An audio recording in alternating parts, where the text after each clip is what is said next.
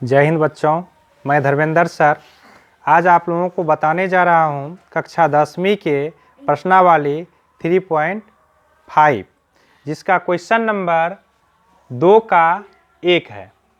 अब इसमें कह रहा है क्या कि जो है ना ए और बी के किन मानों के लिए निम्न रैखिक समीकरण के युग्म के अपरिमित रूप से अनेक हल होंगे। यहाँ पे जो हमें क्वेश्चन दिया गया है उसमें जो है ना हमें ए और बी का ऐसा मान निकालना है कि जो दिए गए समीकरण है उनका हल जो होना चाहिए अपरिमित रूप से अनेक हल होना चाहिए। तो सबसे पहले हम यहाँ पे जान लेते हैं कि अपरिमित रूप से अनेक हल होने के लिए उनका जो समीकरण होता है वो समीकरण कैसा होता है।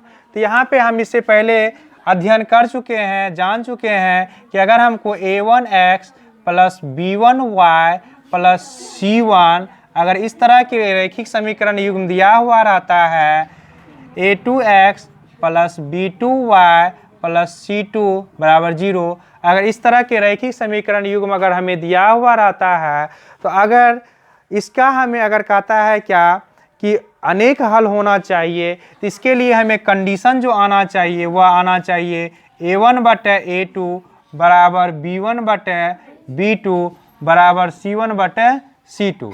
अगर इस तरह का आता है तो इसका क्या होगा, अनेक हल होंगे।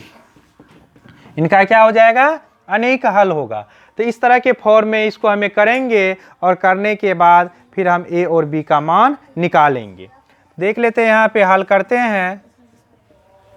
यहाँ पे a1 बराबर क्या हो जाएगा, 2 हो जाएगा, b1 बराबर क्या हो जाएगा, 3 हो जाएगा और c1 बराबर क्या हो जाएगा, 7 हो जाएगा।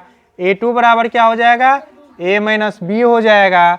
b2 बराबर क्या हो जाएगा, a प्लस b हो जाएगा और c2 बराबर क्या हो जाएगा, 3a प्लस b माइनस 2 होगा। हमको सबसे पहले कह ही दिया है कि यह क्या होना चाहिए, अपरिमित रूप से अनेक हल होना चाहिए। तो इस फॉर्म में हम रखेंगे तो यहाँ पे क्या हो जाएगा, 2/a माइनस b बराबर 3/a प्लस b बराबर 7/3a प्लस b माइनस 2। अब यहाँ पे जो हमें दिया गया है, इससे पहले हमने एग्जाम्पल में भी सीखे थे कि इस तरह का अगर मान रहता है तो हम उनका हल कैसे करते हैं। तो सबसे पहले हम दोगों को इक्वल कर लेंगे, फिर हम दोगों को इक्वल करके निकाल सकते हैं। अगर हमें दोगों को इक्वल करने से नहीं निकलता है तो फिर हम अगला दोगों को इक्वल करके ए और बी का मान ज्ञात कर लेंगे। अगर दोगों को ही इक्वल करने से अगर हमें ए और बी का मान निकल जाता है तो फिर हम इसको नहीं भी करेंगे तो कोई दिक्कत नहीं है। तो अब इसको जो है ना हम ले लेते हैं, 2/a माइनस b बराबर 3/a प्लस b है दिया हुआ। तो इसको बाय क्रॉस करना है, बाय क्रॉस मतलब कोना कोनी गुना करना है। तो यहाँ पर 2 इंटू ए प्लस क्या हो जाएगा, b हो जाएगा बराबर 3 इंटू ए माइनस क्या हो जाएगा, b हो जाएगा। तो यहाँ पर 2a प्लस 2b बराबर यहाँ क्या हो जाएगा, 3a माइनस 3b। अब a वाले और b वाले दोनों को एक साइड कर लीजिए तो 2a plus 2b minus 3a plus 3b बराबर क्या हो जाएगा, 0 हो जाएगा। अब यहाँ पर देख रहे हैं 2b है और यहाँ 3b है तो 2b और 3b क्या हो जाएगा, 5b हो जाएगा और यहाँ पर 3a में से 2a जाएगा तो क्या बच जाएगा, माइनस a बराबर 0 हो गया। इसको हम मान लेते हैं समीकरण 1 मान लेते हैं। या नहीं तो हम यहाँ पर क्या करते हैं, a बराबर निकाल लेते हैं क्या, 5b। a बराबर क्या निकाल लिए, 5b।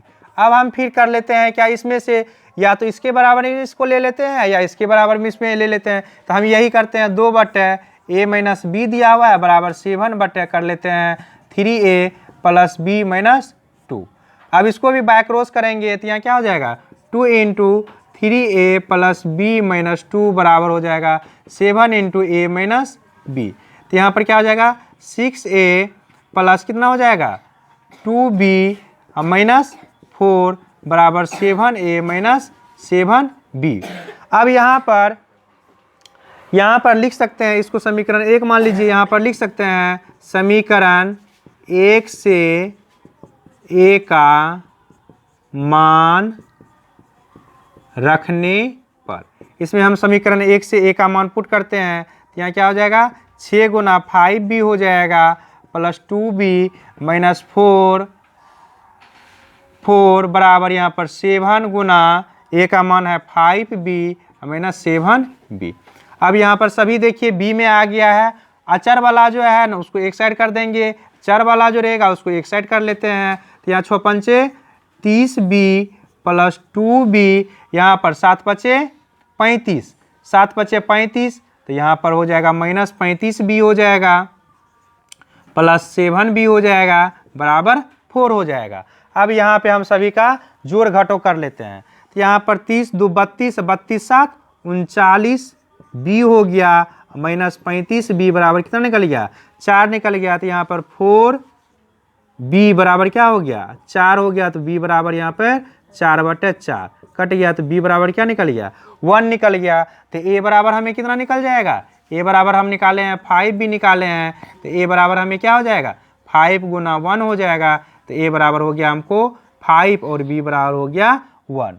अब यह मान हम रख करके देख लेते हैं कि जो हम मान निकाले हैं ये मेरा मान सही है या गलत है। अगर इसको सेटिस्फाई कर देगा, अगर इतना सेटिस्फाई हो जाता है, तीनों अगर आपस में बराबर हो जाता है, तो जो हम मान निकाले हैं वो मेरा मान सही होगा। अगर वह सेटिस्फाई नहीं करता है तो वह फिर मेरा मान क्या होगा गलत होगा। मतलब आप खुद से ही इसको जांच भी कर सकते हैं।